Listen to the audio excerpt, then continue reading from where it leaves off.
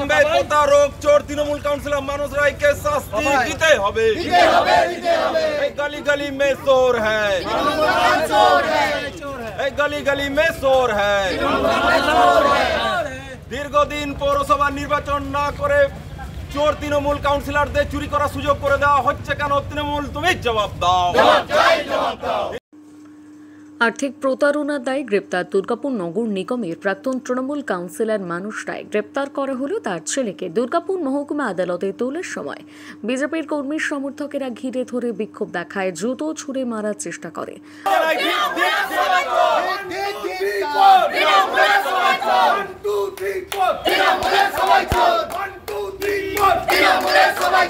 প্রাক্তন পুরপিতা আর তার ছেলেকে। দুর্নীতি বা অপরাধ করলে কাউকে রেয়াত করা হবে না, মাঝে মাঝেই হুঙ্কার দেন তৃণমূল সুপ্রিমো। এবার এক নয় একাধিক ব্যক্তির সাথে লক্ষ লক্ষ টাকা আর্থিক প্রতারণা করে গ্রেপ্তার হলো দুর্গাপুর নগর নিগমের 32 নম্বর ওয়ার্ডের প্রাক্তন পুরপিতা মানুষ রায় ও তার পুত্র অভ্রনীল রায়। ধৃতদের সাথে কোনো রাজনৈতিক যোগ নেই দাবি খোদ আসানসোল দুর্গাপুর পুলিশ কমিশনারেটের ডেপুটি কমিশনার অফিসের গুপ্তার। তৃণমূলের জেলা নেতৃত্বের কাজ করছে ডিসি। বোঝাই যাচ্ছে এরা দলদাস পুলিশ। সমালোচনায় বিরোধীরা। ধৃতদের পুলিশে হেফাজত চেয়ে দুর্গাপুর মহকুমা আদালতে পেশ করার সময় বিজেপি নেতৃত্বের বিক্ষোভের মুখে পড়তে হয়। জুতো ছুঁড়ে মারার চেষ্টা করে প্রাক্তন পুরপিতা আর তার ছেলেকে। এইসব লোককে প্রশ্রয় দেওয়া হবে না, পাল্টা তৃণমূল। 2017 সাল থেকে 2022 পর্যন্ত দুর্গাপুর 32 নম্বর ওয়ার্ডের পুরপিতা ছিলেন মানুষ রায়। তার বাড়ি দুর্গাপুরের গোপাল মাঠে। পুরপিতা হওয়ার পর থেকে ছেলে অভ্রনীল রায়কে সঙ্গে নিয়ে এলাকায় বেশি প্রভাব বিস্তার করেছিলেন মানুষ রায়।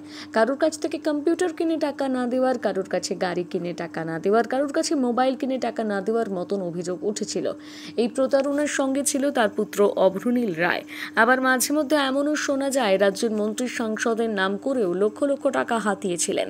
সেই টাকা চাইতে গিয়ে হুমকির মুখেও পড়তে হয়েছে প্রতারিতদের বলেও উঠেছে গুরুতর অভিযোগ। 2024 সালে বেনাচিতের মনোজ কুমার সাউয়ের মোবাইল দোকান থেকে প্রায় 1,92,000 টাকা দুটি মোবাইল কেনেন। ব্যাংক অ্যাকাউন্টে সেই টাকা পাঠিয়ে দেওয়ার নাম করে প্রতারণা করে। পরে সেই টাকা চাইতে গিয়ে হুমকির মুখে পড়তে হয় প্রতারিতদের। প্রতারণার শিকার হয়ে সোমবার দুর্গাপুর থানায় লিখিত অভিযোগ দায়ের করেন। অভিযোগের ভিত্তিতে সোমবার রাতে গ্রেপ্তার হয় প্রাক্তন কাউন্সিলর মানুষ ও তার ছেলে অভ্রনীল রায়। আমার দোকান আছে ব্রিঙ্গি স্কুলের সামনে, সঞ্জয় টেলিকম। আমার কাছে মানুষ রায়, অভ্রনীল রায় ছেলে আর বাবা দুজনেই আসেন। বলে আমি একটা মোবাইল নেব। মোবাইল নেওয়ার নাম করে একটার জায়গায় 3টে মোবাইল নিয়ে চলে যান।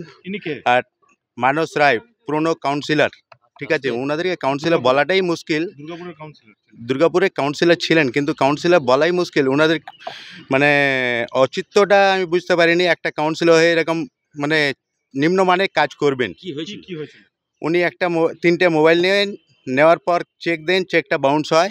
বাউন্স হওয়ার পর ওনার বাড়িতে গেলে উনি উল্টো চমকান, তোমাকে পুলিশ দিয়ে তুলে দেবো, ঠিক আছে, তোমার বাড়িতে লোক পাঠিয়ে দেবো, তোমাকে মানে দুর্গাপুরে যদি ব্যবসা করতে গেলে চুপচাপ ব্যবসা করো, নাহলে তোমার দোকান কপাট সব বন্ধ হয়ে যাবে, বাড়িতে লোক পাঠিয়ে অবস্থা খারাপ করে দেবো, ঠিক আছে। তো আমি ওনাকে বারবার বলি, দাদা আমরা ছোট্ট মোটো দোকানদার, আমাদের টাকাটা দিয়ে দাও। কিন্তু টাকাটা দেন নেই।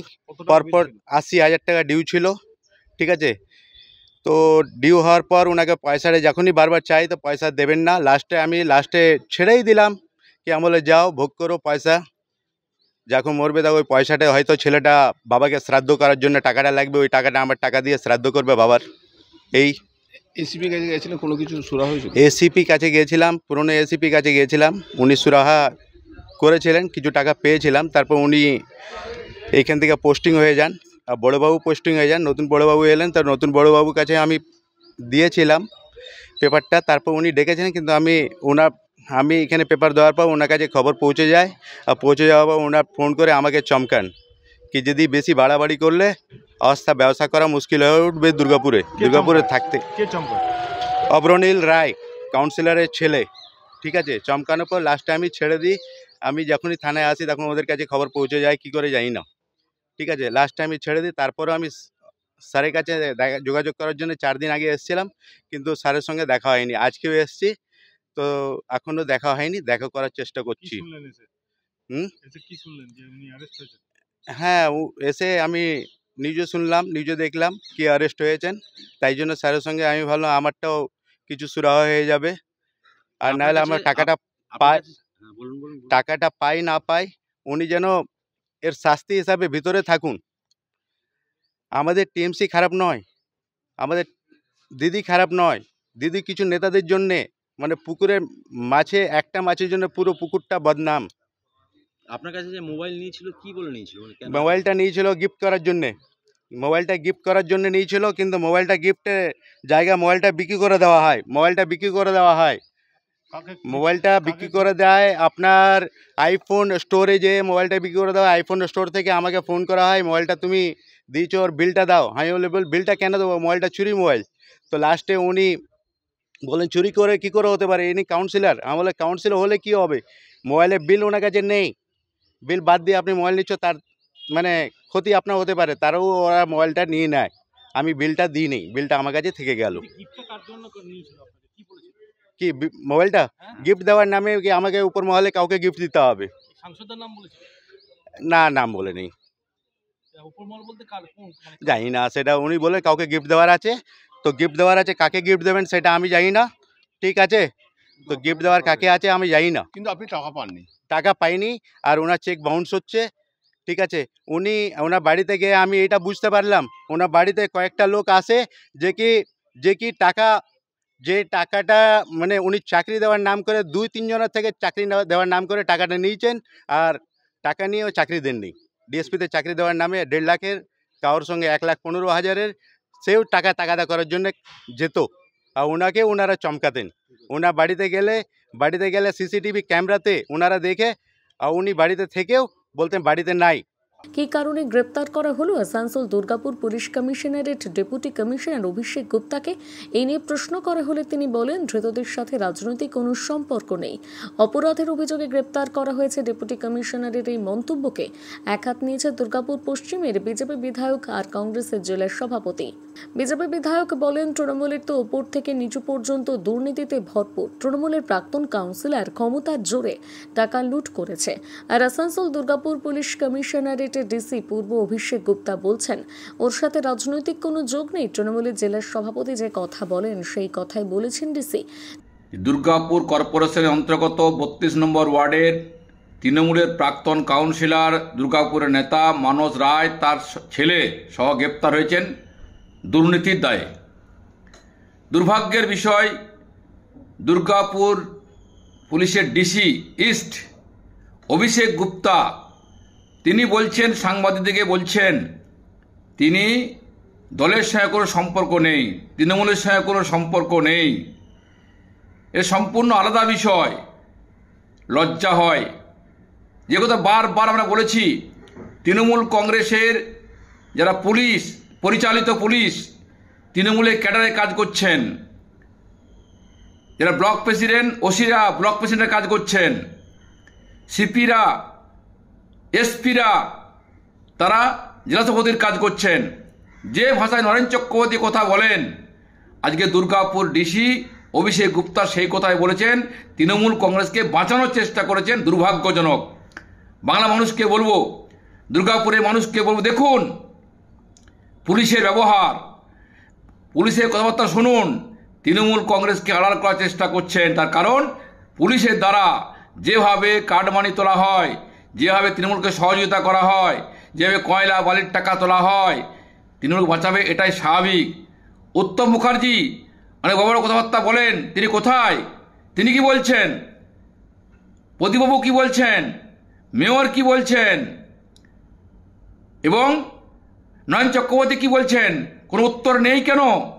মানুষ জানে তৃণমূল কংগ্রেসের তিনি নেতা, তিনি কাউন্সিলর, তিনি দুর্নীতি দায়ে যুক্ত হয়েছেন। পুলিশ তাকে ঢাকাবার চেষ্টা করছেন, আড়াল করার চেষ্টা করছেন, দুর্ভাগ্যজনক। পুলিশকে ধিক্কার জানাই।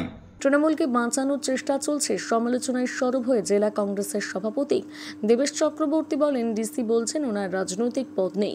একজন প্রাক্তন কাউন্সিলর গ্রেপ্তার হয়েছে, পুলিশ তার রাজনৈতিক পদ আছে কিনা দেখছেন। প্রথম কথা হচ্ছে যে তৃণমূলের সবাই চোর, সবাই লুম্পেন, সবাই হচ্ছে চিটিংবাজ। স্বভাবতই একজন এক্স কাউন্সিলর গ্রেপ্তার হয়েছে, এটাতে বিশাল কিছু আনন্দিত হবার ব্যাপার নয়। ঘটনা হচ্ছে পুলিশের যে ভূমিকা সেইটা হচ্ছে এখানে আরও বেশি নিন্দনীয়। যে এখানে ডিসি বলছেন উনার সেভাবে কোনো পলিটিক্যাল পদ নেই, একজন প্রাক্তন কাউন্সিলর তিনি গ্রেপ্তার হয়েছেন, পুলিশ তার পলিটিক্যাল পদ আছে কিনা দেখছে। যদি তিনি তৃণমূলের ব্লক সভাপতি বা জেলা কমিটি বা জেলা প্রেসিডেন্ট হতেন বা এমপি এমএলএ হতেন তাহলে হয়তো উনি ওকে অ্যারেস্ট করতেন না। নির্দল দলদাস পুলিশ যেভাবে কালকে স্টেটমেন্ট মেরেছে সেটা হচ্ছে সবচেয়ে লজ্জাজনক ঘটনা। আমরা কখনোই এই পুলিশের আন্ডারে কোনো নির্বাচন এখানে চাই না, কারণ তিনি দলদাস, তিনি তৃণমূলের মঞ্চে গিয়ে বসে থাকছে। 2 নম্বর হচ্ছে পুলিশের তদন্ত করে বার করা উচিত যে এই যে চিটিং হয়েছে 1,92,000 টাকার যে মোবাইল তিনি নিয়েছেন কোন কোন নেতাকে দেবার জন্য সেই নামগুলো আমরা প্রকাশ্যে চাইছি। তার মানে তৃণমূল, আমাদের কাছে যেটুকুনি খবর, তৃণমূলের বর্তমান এমপি, তৃণমূলের কলকাতার মেয়র, এদের গিফট দেওয়ার জন্য নাকি ওই দামি মোবাইলগুলো কেনা হয়েছিল। তার মানে স্বভাবতই যে টোটাল দলটায় লুম্পেন আর চোরদের দল, তারা এই মোবাইল এই চোরদের কাছে নিচ্ছে এবং তারা তাদের পকেটস্থ করে তারা তাদের ক্ষমতায় বসাচ্ছে। এবং সবচেয়ে যেটা বড় কথা যে টোটাল জায়গাটার মধ্যে পরিষ্কারভাবে পুলিশ কমিশনার যে বক্তব্য রাখছেন এই নিন্দনীয় বক্তব্যের আমরা ধিক্কার জানাই এবং অবিলম্বে ওই পুলিশ ডিসিকে এখান থেকে আমরা ট্রান্সফারের জন্য অবিলম্বে কমিশনারের কাছে অনুরোধ জানাবো।